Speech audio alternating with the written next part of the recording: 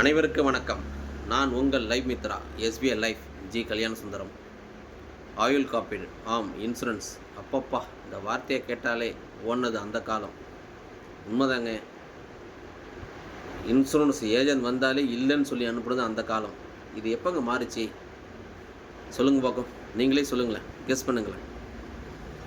Corona, உலகத்தின் அரக்கன், உலகத்தை ஆட்டி படைத்த அரக்கன் கொரோனா வந்த பிறகு தாங்க மாறிச்சு. அப்போ தாங்க இன்சூரன்ஸ் இண்டஸ்ட்ரியே அசுர வளர்ச்சி. மக்கள்லாம் தேடி தேடி வந்து இன்சூரன்ஸ் போட்டுக்கிட்டாங்க. எது பெஸ்ட்டு இன்சூரன்ஸ் கூட தேடி வந்து இன்சூரன்ஸை ஜாயின் பண்ணாங்க. கண்டிப்பாங்க ஒரு குடும்பத் தலைவர், குடும்பத் தலைவி மாத வருமானத்தில் 30% இன்சூரன்ஸில் முதலீடு செய்ய வேண்டும்.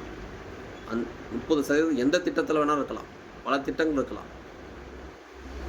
சைல்டு பிளான் இருக்கலாம், இன்வெஸ்ட்மெண்ட் பிளான் இருக்கலாம், டேர்ம் பிளான் இருக்கலாம், யூலி பிளான் இருக்கலாம், எந்த பிளான் வேணாலும் இருக்கலாம். 30% இன்சூரன்ஸ் துறையில் தான் முதலீடு செய்ய வேண்டும். ஏன்னா எதிர்காலத்தில் கொரோனா மாரி எது வேணால் வரலாம். ஆகையால் இன்றே இன்சூரன்ஸில் முதலீடு செய்வோம். நம் குடும்பத்தை பாதுகாப்போம். நன்றி, வணக்கம், மகிழ்ச்சி.